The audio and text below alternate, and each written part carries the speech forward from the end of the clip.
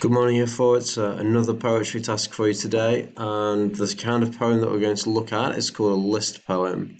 So basically, you're going to have a subject for the poem, and you're going to make a list of things connected to that subject.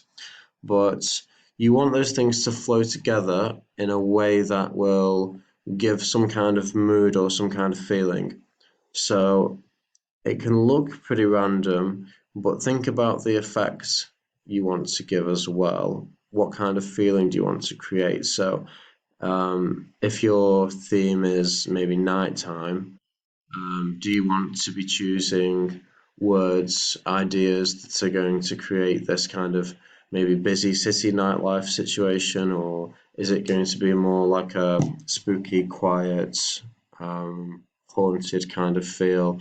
So just think about the kind of theme you want to create, and then just put some ideas together. Um, there's a little bit of difference between these poems. So before you try, have a good read through of these examples here. You can see this one has a strict rhyme scheme. So you've got rhyming couplet, rhyming couplets, rhyming couplets, rhyming couplets, rhyming couplet, rhyming couplets. You can copy the style of either of those, or you can choose your own. As long as I feel like there is a list of things or feelings um,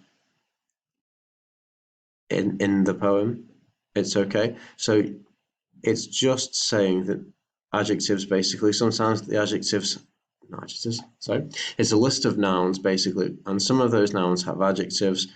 For example, shoe is salt stain, so you've got some alliteration in there. Try and get some alliteration in yours as well.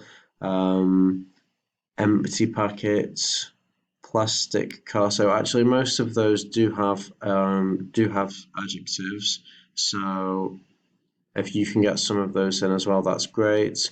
Um, Choose a topic that you know about, or choose a topic that you're interested in, because you need to have enough material to fill out a poem. So you need to know um, as many things as possible which are connected to that topic in order to do a good job of it. And we'll share some ideas when we have group calls a little later.